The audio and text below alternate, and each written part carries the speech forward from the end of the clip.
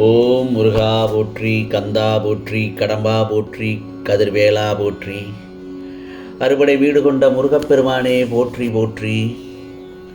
என் செல்லமே, என் செல்ல குழந்தையே, என் மீதான பக்தி உண்மை என்றால் இப்போதே இதை நீ கேட்டே ஆக வேண்டும். இது திருச்செந்தூர் முருகனின் உத்தரவு. நல்லதொரு காலை விடியலில் உனக்கு நல்லதொரு பொழுதாக விடிந்திருக்கிறது. போராட்ட வாழ்க்கையில் விடை தெரியாமல் தவித்துக் கொண்டிருக்கின்றாய். அது எனக்கு நன்றாக தெரியும். கலங்க வேண்டாம். உன் சூழ்நிலையை நிச்சயமாக நல்லதொரு விதமாக இந்த முருகப்பெருமான் மாற்றப் போகிறேன். சந்தோஷமாக இரு. மனதை திடமாக வைத்திரு. சிறு சிறு கற்களாக எடுத்து போட்டாலும் காலம் கடந்து வரும்போது அது பெரும் கோட்டையாக மாறிவிடும், உருவாகிவிடும். என்றால் காலம் அனைத்தையும் மாற்றிவிடும். குற்றமுள்ள நெஞ்சம் பழிவாங்க நினைப்பதில்லை.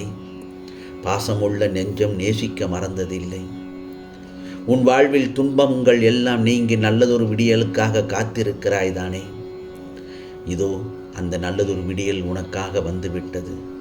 உன் கர்மாக்களை அழித்து சற்று தாமதமாகிவிட்டது. அதனால்தான் கொஞ்சம் தாமதம். இனி உன் வாழ்வில் புது விடியல்தான். அப்புறம் நீ எதிர்பார்க்கும் பாசம் ஓரிடத்தில் தடைபட்டால் அதனால் ஏற்படும் வலி அதிகம்தான். நான் இல்லை என்று சொல்லவில்லை. அதனால் அதை நீ உன்னை பக்குவப்படுத்திக்கொள். கடினம்தான், ஆனால் இதுவே நிரந்தரம். புரிகிறதா? நீ கேட்டபடியே நான் செய்கின்றேன். இன்னும் நீ கேளாத செல்வத்தையும் புகழையும் உனக்கு தரப்போகின்றேன் அல்லவா? உன் வாழ்க்கையில் நீயும் உன் குடும்பத்தோடு சந்தோஷமாக நன்றாக இருப்பாய். நீ நினைத்த வாழ்க்கை உனக்கு கிடைக்கப் போகிறது. சந்தோஷமாக இரு. இந்த முருகப்பெருமானின் வார்த்தை என்றும் பொய்க்காது.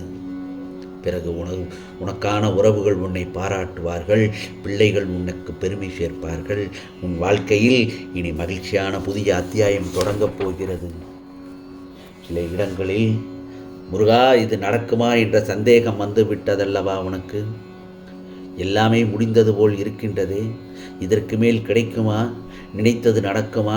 அனைத்தும் சாத்தியமா என்றெல்லாம் உன் மனதுக்குள்ளேயே ஒரு கேள்விகளை கேட்டு சந்தேகப்பட ஆரம்பித்து விட்டாய். ஏன் பயப்படவும் ஆரம்பித்து விட்டாய்? உன் பயத்தை போக்கவும் நம்பிக்கை கொடுக்கவும் தானே இந்த முருகப்பெருமான் உனக்கு சத்திய வாக்கோடு உன்னை சந்திக்க வந்திருக்கின்றேன். நீ நினைத்ததெல்லாம் சாத்தியமாகும் என்பதை தெளிவாக புரிய வைக்கவே தான் இன்று உன்னிடத்தில் வந்திருக்கின்றேன். உன் வாழ்க்கையில் நிகழும் அனைத்தும் இந்த முருகப்பெருமானின் பார்வையிலிருந்து வருபவைதான்.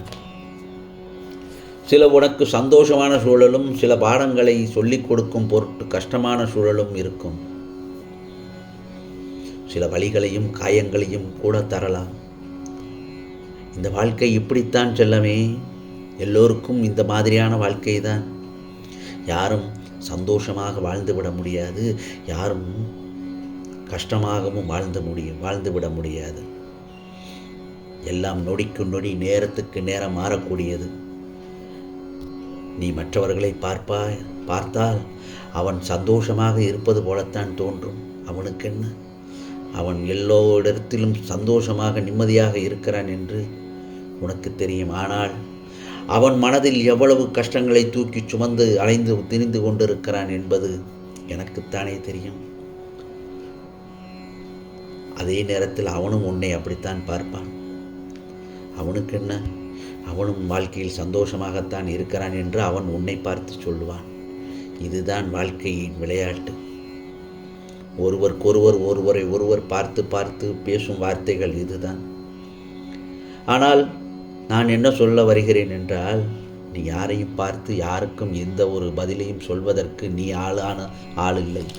முதலில் உனக்குண்டான வாழ்க்கையை கவனித்து உன் வாழ்க்கையை நீ மென்மேலும் உயர்த்தி செல்ல நீ முயற்சி செய்து கொண்டே இருக்க வேண்டும். மற்றவர்களுடைய வாழ்க்கையை என்ன செய்கிறான் என்பதை நீ கவனிக்க ஆரம்பித்தால் உன் வாழ்க்கை நடுத்தருவில் தான் நிற்கும்.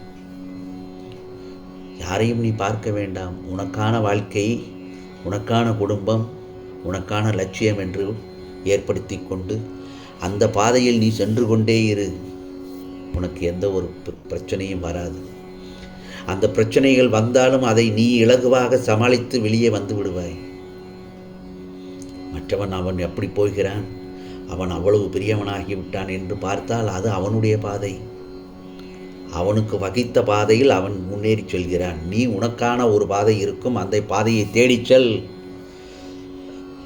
உனக்குள்ள திறமையை வெளியே கொண்டு வா. முதலில் உனக்கு என்ன திறமை இருக்கிறது என்பதை முதலில் உனக்குள்ளேயே யோசனை செய்து அந்த திறமையை வெளிக்கொண்டு வந்து உலகத்தை காமி. அப்படி என்றால் தான் உன் வாழ்க்கையில் நீ முன்னேற முடியும். அது இல்லாமல் நான் எவ்வளவு கஷ்டப்பட்டாலும் எவ்வளவு வேலை செய்தாலும் என்னால் முன்னேற முடியவில்லை, இல்லை இல்லை என்று சொல்லக்கூடாது. எதிர்மறை எண்ணங்கள் வேண்டாம். அந்த எண்ணங்களை தூக்கி எறிந்து விடு. உன்னை சுற்றி எப்பொழுதும் நேர்மறையான ஒரு பாசிட்டிவ் எனர்ஜி என்று சொல்வார்கள். அந்த மாதிரியான ஒரு எனர்ஜியை உன்னை சுற்றி வரவழைக்க கற்றுக்கொள். பாதுகாப்பாக இருப்பதற்கு அதுதான் தேவை. நேர்மறையான சிந்தனை. அதிகாலையில் எழுந்த பிரம்ம முகூர்த்தத்தில் எழுந்து நீ சிந்திக்கும் ஒவ்வொரு சிந்தனைகளும் நல்ல சிந்தனைகளாக இருந்தால் அன்றைய பொழுது உனக்கு நல்ல பொழுதாக அமையும். சற்று நான் சொல்வதை முயற்சி செய்து பார். பிரம்ம முகூர்த்தம் என்றால் காலை விடிய அதிகாலை. அந்த நேரத்தில் எவன் ஒருவன் பிரம்ம முகூர்த்தத்தில் அன்றாடம் எழுந்து அவனுடைய வேலைகளை செய்ய ஆரம்பிக்கிறானோ அவனுடைய வாழ்க்கையை எடுத்துப்பார். அவனுடைய கஷ்ட நஷ்டங்கள் எதுவுமே அவனை விட்டு ஈஸியாக சென்று விடுவான். அவன் வாழ்க்கையில் நல்ல முறையில் வென்று கொண்டே வந்து கொண்டிருப்பான் என்பதில்தான் நிச்சயம். ஏனென்றால் அந்த பிரம்ம முகூர்த்தத்தில் எழுந்தவுடன் அவன் சிந்தனைகள் எல்லாம் நேர்மறையான சிந்தனையாகத்தான் இருக்கும். சில நேரங்களில் நீ காலையில் கொஞ்சம் மெதுவாக எந்திரிக்கலாம் என்று ஒரு 7, 8 மணிக்கு 9 மணிக்கு எழுந்திருந்து பார். உன்னுடைய அன்றைய வேலைகள் எல்லாம் கஷ்டமாகத்தான் இருக்கும். ஏனென்றால் நீ எழுந்தவுடன் அவதியாக கிளம்ப வேண்டியதாக இருக்கும், ஓட வேண்டியதாக இருக்கும். அதை செய்யணும், இதை செய்யணும், பிள்ளைகளுக்கு எல்லாவற்றையும் எடுத்து ஓடும்போது உன்னுடைய சிந்தனைகள் எல்லாம் தாறுமாறாக மாறிவிடும். எதிர்மறை எண்ணங்கள், ஐயோ ஐயோ என்று அதை செய்யவில்லையே, இதை எடுக்க மறந்து விட்டோமே என்ற ஒரு பரபரப்போடு உன்னால் எதையும் தெளிவாக செய்ய முடியாது.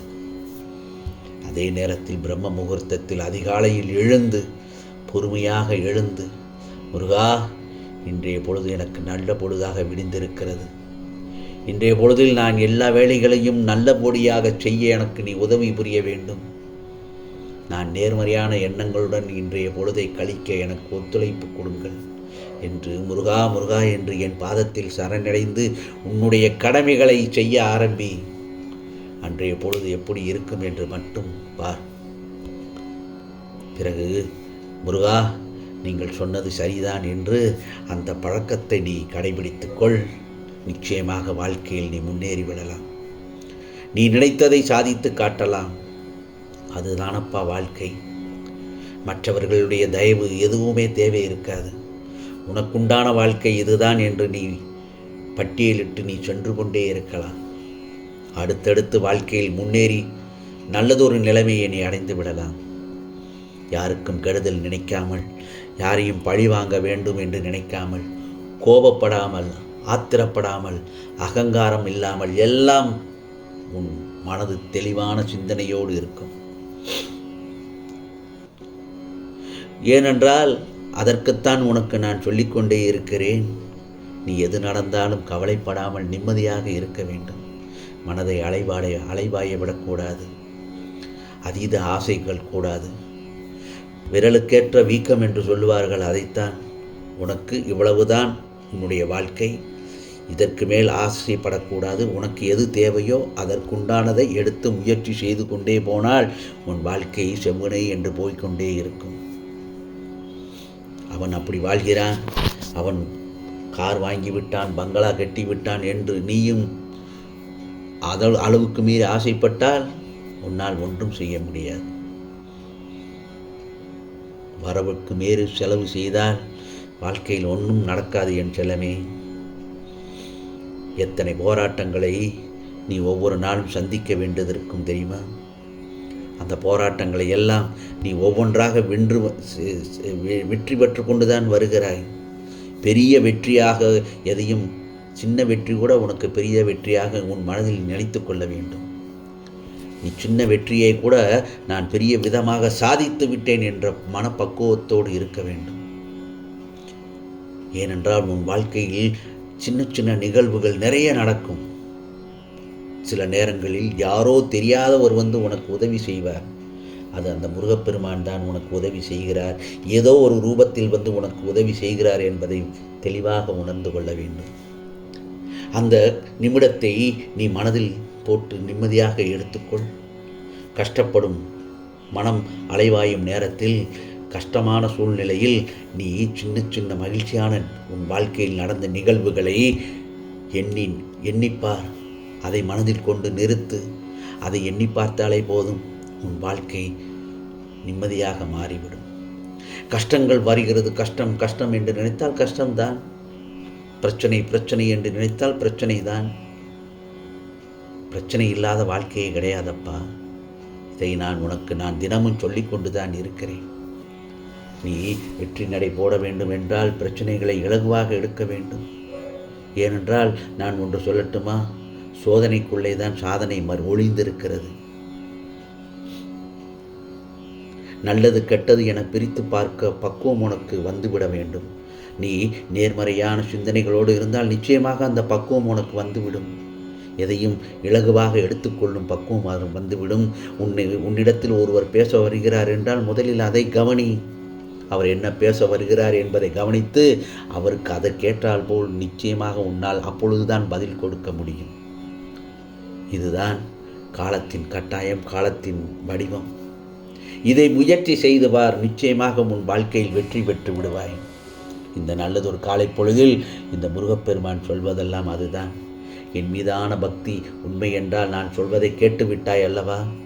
நிச்சயமாக உனக்கானதெல்லாம் நல்லது நடக்கும், நல்லது மட்டுமே நடக்கும், அதுவும் நன்மையாகவே இருக்கும். ஓம் சரவண பவ, ஓம் சரவண பவ, ஓம் சரவண பவ.